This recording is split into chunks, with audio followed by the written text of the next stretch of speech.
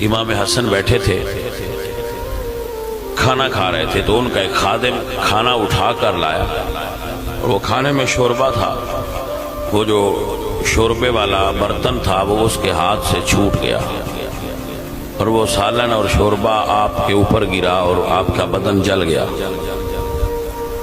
تو آپ نے اس کی طرف دیکھا تو اس نے قرآن کی آیت پڑھی، وَالْكَاظِمِينَ الْغَيْظَ، کہ مومن غصے کو پی جانے والے ہوتے ہیں۔ تو امام حسن نے فرمایا کظمت غیظی، میں نے اپنے غصے کو پی لیا ہے۔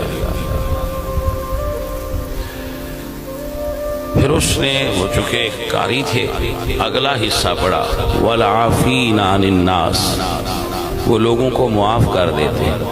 تو آپ فرماتے ہیں میں نے تجھے معاف کر دیا۔ اس نے اگلا حصہ آیت کا پڑھا واللہ یحب المحسنین، اللہ بھلائی کرنے والوں سے محبت کرتا ہے۔ تو امام حسن نے فرمایا جا میں نے تجھے آزاد کر دیا۔